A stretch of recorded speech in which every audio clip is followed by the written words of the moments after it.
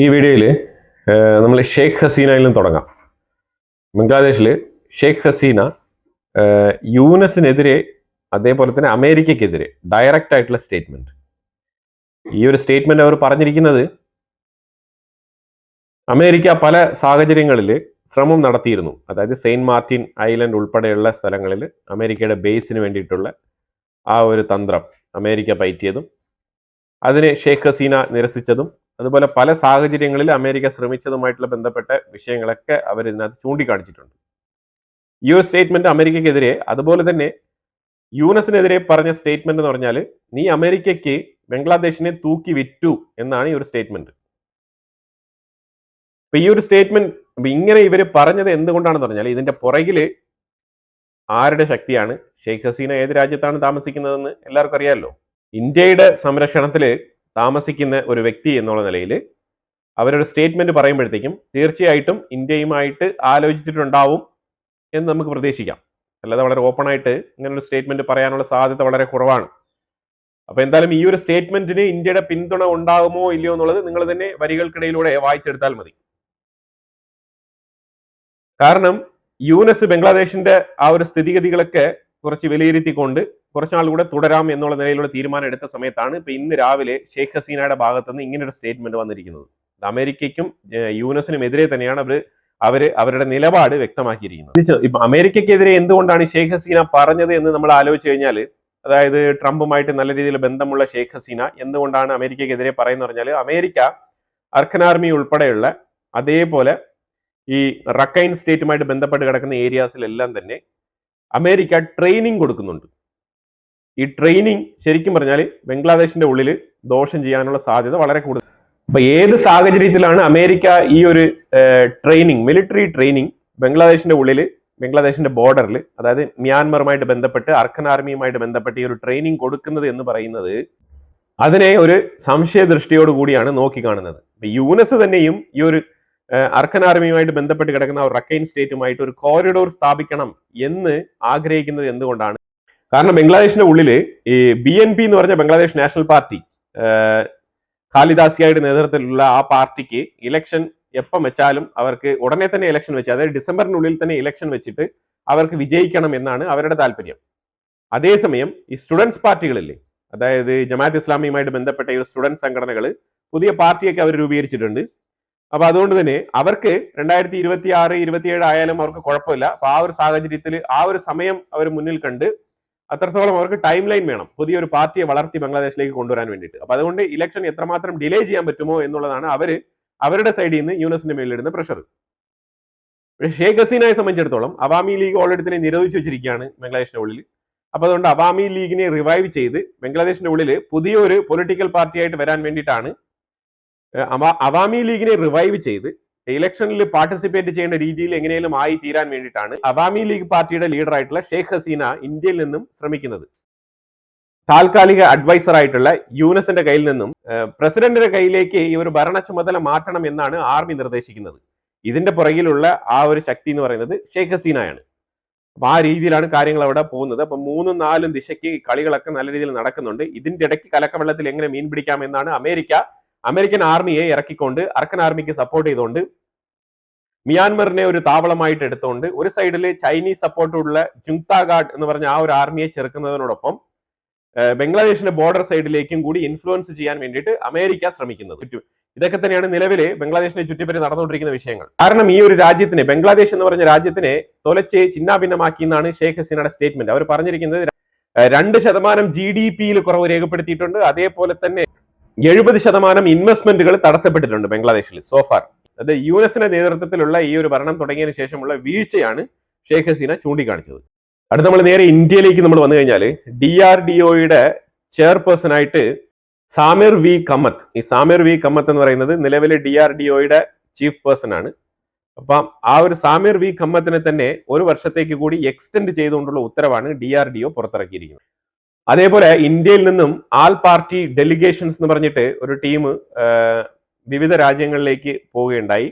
അപ്പം ആ ഒരു ആൾ പാർട്ടി ഡെലിഗേഷൻ ശരിക്കും പറഞ്ഞാൽ ഗ്ലോബലി തന്നെ തീവ്രവാദങ്ങൾക്കെതിരെയുള്ള ശക്തമായ രീതിയിലുള്ള ഒരു മെസ്സേജ് ആയിട്ടാണ് ഗ്ലോബലി തന്നെ ഇന്ത്യക്ക് രേഖപ്പെടുത്താൻ സാധിച്ചത്.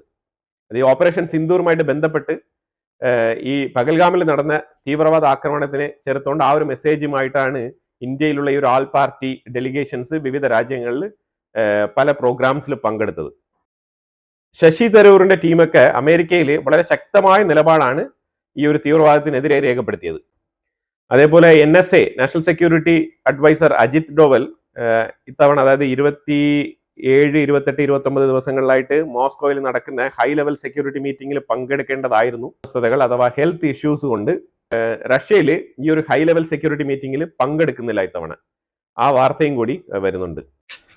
ഓപ്പറേഷൻ സിന്ദൂർ ശരിക്കും ഇന്ത്യക്ക് ഇൻഡജീനിയസ് ആയിട്ടുള്ള പ്രോഡക്റ്റ് കൂടുതൽ ഉൽപ്പാദിപ്പിക്കാനുള്ള പ്രചോദനം നൽകുന്നതായിട്ടാണ് ഇന്ത്യൻ പ്രൈം മിനിസ്റ്റർ നരേന്ദ്രമോദി തന്നെ രേഖപ്പെടുത്തിയിരിക്കുന്നത്. അതായത് ഇന്ത്യയിൽ കൂടുതൽ ഉൽപ്പന്നങ്ങൾ ഇൻഡജീനിയസ് ആയിട്ട് ഈ ഒരു ഡിഫൻസുമായിട്ട് ബന്ധപ്പെട്ട് മേഖല ശക്തിപ്പെടുത്താനാണ് ഇത് സഹായകരമായത് എന്നുള്ള നിലയിലുള്ള ഒരു വിലയിരുത്തലാണ് ഓപ്പറേഷൻ സിന്ദൂറിനെ കുറിച്ച് പറയുമ്പോഴത്തേക്കും കൂട്ടിച്ചേർക്കപ്പെട്ടത്. അപ്പൊ ഇതിനകത്ത് നമ്മൾ ഒരു കാര്യം മനസ്സിലാക്കേണ്ടത്, ഇന്ത്യയുടെ ഇൻഡജീനിയസ് ആയിട്ടുള്ള മാനുഫാക്ചറിങ് പ്രോഡക്റ്റുകൾക്ക് നല്ല ഡിമാൻഡ് വരും വർഷങ്ങളിൽ ഉണ്ടാവുമെന്നാണ് കരുതുന്നത്. അതുപോലെ കമിക്കാസ് ഡ്രോൺ ഏതാണ്ട് 1000 കിലോമീറ്റർ ദൂരപരിധി കവർ ചെയ്യാൻ പറ്റുന്ന രീതിയിലുള്ള കമിക്കാസ് ഡ്രോൺ ഒക്കെ ഇൻഡജീനിയസ് ആയിട്ട് തന്നെ ഉൽപ്പാദിപ്പിക്കുന്നുണ്ട് ഇന്ത്യയിൽ. NIA CRPF ഉദ്യോഗസ്ഥൻ, ഇന്ത്യയിലുള്ള ഒരു CRPF ഉദ്യോഗസ്ഥനെ അറസ്റ്റ് ചെയ്തിട്ടുണ്ട്. മോത്തിറാം ജാട്ട് എന്നാണ് ഇയാളുടെ പേര്.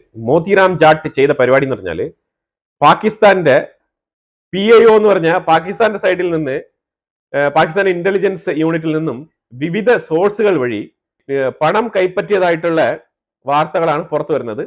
അപ്പൊ ഈ വിഷയം ശരിക്കും ഇന്ത്യൻ ഇന്റലിജൻസ് ഇപ്പൊ കണ്ടെത്തിയിരിക്കുകയാണ്. ഓൾറെഡി തന്നെ ലേറ്റ് ആണ്, ഇതൊക്കെ പണ്ടേ കണ്ടെത്തേണ്ടതാണ്. ഇയാളെ അറസ്റ്റ് ചെയ്ത് ഇപ്പൊ ചോദ്യം ചെയ്തുകൊണ്ടിരിക്കുകയാണ്. ഇതിനകത്ത് ഡൽഹി പട്യാല കോർട്ടിലാണ് ഹാജരാക്കുന്നത്. അപ്പൊ ഇതുമായിട്ട് ബന്ധപ്പെട്ട് ഇൻവെസ്റ്റിഗേഷൻസ് NIA ശക്തമായി തന്നെ മുന്നോട്ട് കൊണ്ടുപോകുന്നുണ്ട്. ഇനി ഇയാൾ മാത്രമാണോ, ഇനി ഇതിൽ കൂടുതൽ ഇനി വേറെയും ഇനി ഇതേപോലെ ദുഷ്ടശക്തികൾ ഇന്ത്യൻ CRPF ഉണ്ടോ എന്നുള്ളതൊക്കെ ഇനി ഇൻവെസ്റ്റിഗേഷൻ ത്രൂ തെളിഞ്ഞു വരേണ്ട കാര്യങ്ങളാണ്. ഇപ്പൊ ഏതൊരു രാജ്യത്തും ചെറിയ ചെറിയ ഇഷ്യൂസ് ഒക്കെ ഉണ്ടാവും. അപ്പൊ അതേപോലെ ചെറിയ ചെറിയ കമ്മ്യൂണൽ ഇഷ്യൂസ് ഒക്കെ എടുത്ത് വലിയതായിട്ട് പെരുപ്പിച്ച് കാണിക്കുന്ന യൂട്യൂബേഴ്സിനൊക്കെ അവര് നല്ല രീതിയിൽ പ്രൊമോഷൻ ചെയ്യുന്ന രീതിയിലുള്ള ചില ഇൻസെന്റീവ് പ്രോഗ്രാംസ് ഒക്കെ അവർ അനൗൺസ് ചെയ്യുന്നുണ്ട് പാകിസ്ഥാൻ. അപ്പൊ അതില് ഇന്ത്യക്കുള്ളിൽ മണിപ്പൂരിൽ നടന്ന വിഷയങ്ങളൊക്കെ എംഫസൈസ് ചെയ്ത് കാണിക്കാൻ അവർ ശ്രമിക്കുന്നുണ്ട്. അപ്പൊ ഇതുപോലെ ഇന്ത്യ വിരുദ്ധത പ്രചരിപ്പിക്കുന്ന ആൾക്കാരെ പ്രൊമോട്ട് ചെയ്യുന്ന രീതിയിലുള്ള പാകിസ്ഥാന്റെ ഈ ഒരു പ്രൊപ്പഗണ്ട. അപ്പൊ ഈ രീതിയിൽ ഇന്ത്യ വിരുദ്ധത പ്രചരിപ്പിക്കുന്നവരെ പ്രൊമോട്ട് ചെയ്യുന്ന രീതിയിലുള്ള പ്രോത്സാഹനമാണ് പാകിസ്ഥാന്റെ ഉള്ളിൽ നടക്കുന്നത്. അത് പാകിസ്ഥാന്റെ ഒഫീഷ്യൽ ആയിട്ട് തന്നെ നടക്കുന്നതാണ്. പാകിസ്ഥാന്റെ ഗവൺമെന്റ് ആയിക്കോട്ടെ, അതേപോലെ പാകിസ്ഥാന്റെ ആർമി, ഇവരെല്ലാവരും തന്നെ ഇതിന്റെ പുറകിലുണ്ടെന്നുള്ളതാണ്. ഇപ്പൊ ഈ ഒരു ഓപ്പറേഷൻ സിന്ദൂർ നമ്മൾ നടത്തിയെങ്കിലും, അതായത് ഇന്ത്യയുമായിട്ടുള്ള ഈ ഒരു കൺഫെഡറേഷനിൽ അവര് നല്ല രീതിയിൽ വിജയം നേടിയതായിട്ടുള്ള ചില ഇമേജ്, അതായത് അവർ കുറച്ച് മിസൈൽസ് ഒക്കെ ഡിപ്ലോയ് ചെയ്യുന്ന രീതിയിലുള്ള ഫോട്ടോ ഇമേജ്, അത് ശരിക്കും പറഞ്ഞാൽ മാർച്ച് മാസത്തെ എങ്ങാണ്ട് ഉണ്ടായിരുന്ന മിസൈൽ പരീക്ഷണം നടത്തിയ സമയത്തുള്ള ഒരു ഇമേജ് ആണ്. ആ ഇമേജ് എടുത്ത് ഫ്രെയിം ചെയ്തുകൊണ്ട് ആസിം മുനീർ ഷഹബാസ് ഷെരീഫിനെ പറ്റിച്ചുകൊണ്ട് ആ ഒരു ഫോട്ടോ ഫ്രെയിം സമ്മാനിക്കുന്ന ഒരു രംഗമാണ് ഇപ്പോൾ സോഷ്യൽ മീഡിയയിൽ വൈറലായിട്ട് നമുക്ക് കാണാൻ കഴിയും. ഇതിന്റെ ആക്ച്വൽ ഇമേജുമായിട്ട് സിമിലാരിറ്റി ഉള്ള പല കണ്ടന്റുകളും ഓൺലൈനിൽ ഇതിനു മുമ്പ് തന്നെ ആൾക്കാർ ഒരു ഫേക്ക് പിക്ചർ എടുത്തുകൊണ്ട് പോയി ഒരു റിയൽ ടൈം യുദ്ധം വിജയിച്ചതായിട്ടുള്ള പ്രഖ്യാപനം പാകിസ്ഥാന്റെ ആർമി ചീഫായിട്ടുള്ള ആസിം മുനീർ കാണിച്ച ഒരു കോമാളിത്തരമായിട്ടാണ് ഇപ്പം പൊതുവിൽ സോഷ്യൽ മീഡിയയിൽ ഇതിനെ വിലയിരുത്തുന്നത്. ഇന്ത്യയിൽ ഏതാണ്ട് 1009 കോവിഡ് കേസുകൾ റിപ്പോർട്ട് ചെയ്തിട്ടുണ്ട്. അതായത് 400-ലധികം കേസുകൾ കേരളത്തിനുള്ളിൽ റിപ്പോർട്ട് ചെയ്തിട്ടുണ്ട്. ഡൽഹിയിൽ 100-ലധികം കേസുകൾ, തമിഴ്നാട്ടിൽ ഏതാണ്ട് ഓൾമോസ്റ്റ് 80+ കോവിഡ് കേസുകൾ തമിഴ്നാട്ടിൽ റിപ്പോർട്ട് ചെയ്തിട്ടുണ്ട്. മഹാരാഷ്ട്രയിൽ ഏതാണ്ട് 200+ കേസുകളാണ് റിപ്പോർട്ട് ചെയ്തിരിക്കുന്നത്. അപ്പൊ ഇതുപോലെ കോവിഡ് കേസുകൾ വീണ്ടും ഉയർന്നു വരുന്ന ഒരു സാഹചര്യമാണ് ഇപ്പൊ നിലവിൽ നമുക്ക് കാണാൻ കഴിയുന്നത്. പല സ്റ്റേറ്റുകളും മാസ്ക് ഉപയോഗിക്കാനുള്ള നിർദ്ദേശങ്ങളൊക്കെ പുറപ്പെടുവിച്ചിട്ടുണ്ട്. പിന്നെ ഇമ്മാനുവൽ മാക്രോൺ നമ്മുടെ ഒരു പ്രധാനപ്പെട്ട ആളാണ്. അപ്പൊ മാക്രോണ് ഫ്ലൈറ്റിൽ നിന്ന് ഇറങ്ങുന്നതിന് മുമ്പായിട്ട് അതായത് ഗെറ്റിംഗ് റെഡി, അതിന് മുമ്പ് തന്നെ ഈ ഒരു ഡോറ് വൈഡായിട്ട് ഓപ്പൺ ആയി, ഫ്ലൈറ്റിന്റെ ഡോറ്. രാജ്യം സന്ദർശിക്കുന്നതിന്റെ ഇടയിലാണ് ഈ ഒരു വിഷ്വൽ പുറത്തായത്. അതിൽ ഈ മാക്രോനെ കുറിച്ച് പറയുകയാണെന്നുണ്ടെങ്കിൽ, നമ്മൾ ആരുടെയും പേഴ്സണൽ ലൈഫ് അങ്ങനെ കൂടുതൽ എടുത്ത് പറയാറില്ല. പക്ഷെ എന്നാൽ ഈ ഒരു വിഷയം നടന്നതുകൊണ്ട് ഈ വിഷയം പറഞ്ഞു പോകേണ്ട അവസ്ഥയാണ്. മാക്രോണിന്റെ ഭാര്യയ്ക്കും മാക്രോണും തമ്മിൽ ഏതാണ്ട് ഒരു 25-30 വയസ്സോളം വ്യത്യാസം എന്തായാലും ഉണ്ടാവും. കാരണം മാക്രോണിന്റെ കൂടെ പഠിച്ച കൂട്ടുകാരിയുടെ മദറിനെയാണ് ശരിക്കും പറഞ്ഞാൽ മാക്രോൺ വിവാഹം കഴിച്ചിരിക്കുന്നത്. അപ്പൊ അത്രമാത്രം പ്രായ വ്യത്യാസമുണ്ട്. അപ്പൊ ആ ഒരു സാഹചര്യത്തിൽ ഈ ഫ്ലൈറ്റിൽ നിന്നും ഇറങ്ങുന്നതിന് മുമ്പായിട്ട് ഈ ലേഡി മാക്രോണിന്റെ കവിളത്ത് ഒന്ന് പ്രസ് ചെയ്ത് തള്ളിയതാണോ അല്ലെങ്കിൽ അടിച്ചതാണോ എന്നുള്ളതിനെ കുറിച്ചുള്ള വിവരം പുറത്തു വരുന്നില്ല. പക്ഷെ ഇങ്ങനെ ഒരു വിഷ്വൽ പുറത്തു വന്നിട്ടുണ്ട്. അതായത് കവിളിൽ ഇങ്ങനെ കൈ വെച്ച് പ്രസ് ചെയ്ത് ഇങ്ങോട്ട് തള്ളി വിടുന്നതായിട്ടുള്ള ഒരു രംഗമാണ് ശരിക്കും സ്ലോ മോഷനിൽ ഷൂട്ട് ചെയ്ത് കാണിച്ചിരിക്കുന്നത്.